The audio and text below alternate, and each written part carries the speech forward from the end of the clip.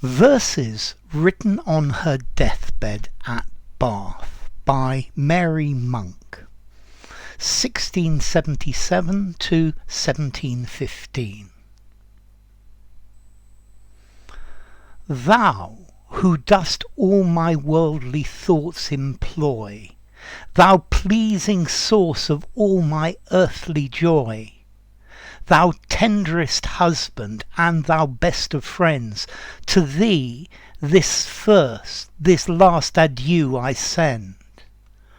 At length the conqueror death asserts his right, and will for ever veil me from thy sight. He woos me to him with a cheerful grace, and not one terror clouds his meagre face. He promises a lasting rest from pain, and shows that all life's fleeting joys are scotch.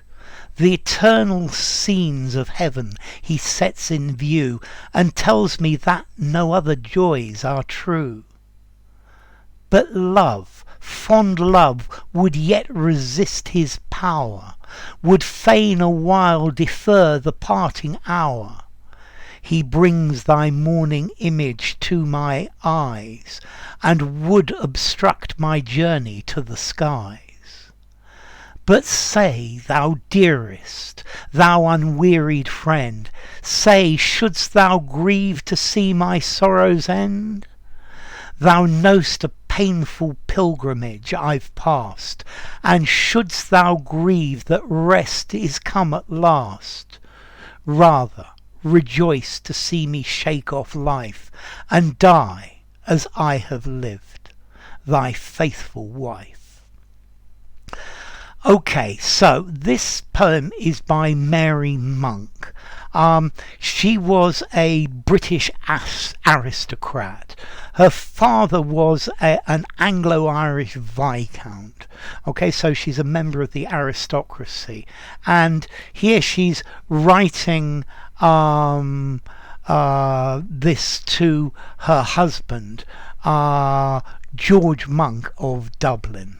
Okay, so what's this about? Well, she's writing her thoughts about dying, and she's saying that she loves him, and she's thanking him for being her great friend, and saying that as she loves him, she'd like to carry on living, but not to be sad, because he knows how much she suffered, and I think she suffered from a long and painful illness, and eventually he really ought to be happy that her suffering has finished. But she's saying that she loves him, that he's her best friend, and well, this is the end of life. So, thou who dost all my worldly thoughts employ. So you are the person who I always think about. All my worldly thoughts are about you.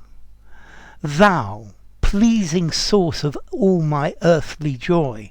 So you are the source of all the things that make me happy on earth. Thou, tenderest husband and thou best of friends. So you were a tender loving husband, and you were my best friend.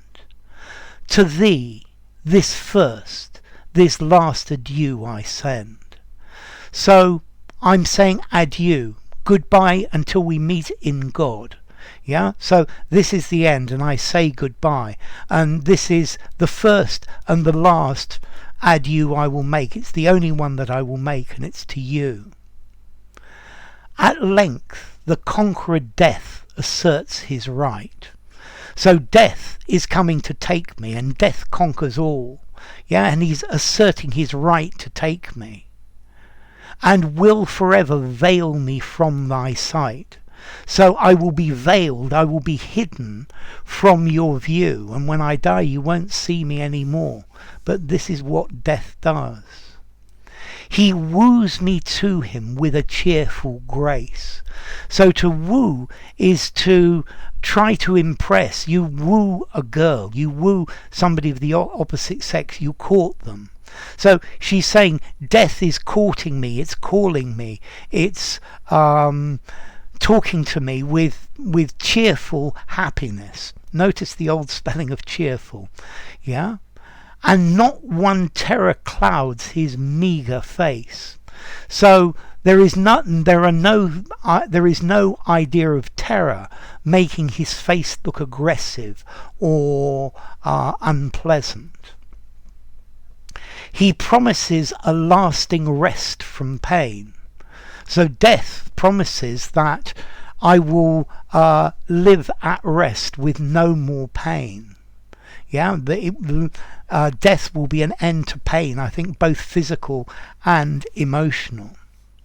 And shows that all life's fleeting joys are scotch. So he shows that all the temporary happinesses and joys of life are nothing. Okay, to scotch, to stop something from happening, we use nowadays, but here this he shows that they are meaningless. The eternal scenes of heaven he sets in view. So he puts me in a position where I can see the wonderful scenes of living in heaven forever, and tells me that no other joys are true. And death tells me that this is the true way. Yeah, this is true happiness. If you've never experienced happiness before, because this is true joy.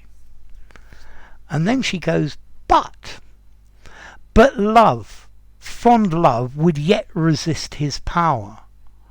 So, but then love, I love you, and my love would make me resist, would make me carry on living, yeah, because I still want to be with you, I love you, yeah, would fain a while defer the parting hour. So fain would eagerly defer, yeah, so I would eagerly put off the time of my death as long as I can, because I love you, and like that I can be with you. He brings thy mourning image to my eyes. So mourning is when you are sad and you wear black because somebody has died. So death brings into her mind, into her eyes, the image of her husband being sad and lamenting her death, and would obstruct my journey to the skies. So she doesn't want him to be sad. Yeah, she doesn't want him to have to mourn. And this is one of the things that is holding her back from death. But say, thou dearest, thou unwearied friend. But my dearest and faithful friend, unwearied, never tiring friend, say, shouldst thou grieve to see my sorrow's end? But is it reasonable for you to be sad that all of my pains, all of my sadnesses will end? Yeah, that I'm going to heaven, that my pain is going to end, and at least you should be happy about that. Thou know'st a painful pilgrimage I've passed.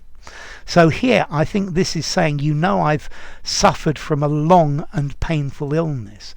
A pilgrimage is a long walk to a holy place. And here I think this is using pilgrimage as a metaphor for the path to death. So she's saying, you know, I've been in a great deal of pain, and the journey to death has been very painful.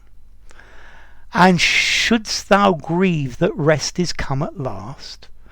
So, is it reasonable to be sad that my pain has stopped? Yeah, that I'm finally at rest.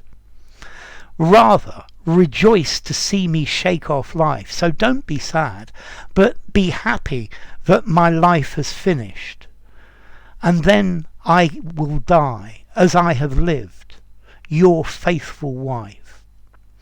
So this is a poem full of love from a wife to her husband. So if you enjoyed the video, give it a rating, subscribe to my channel, and I will see you soon. Bye for now. Verses written on her deathbed at Bath by Mary Monck.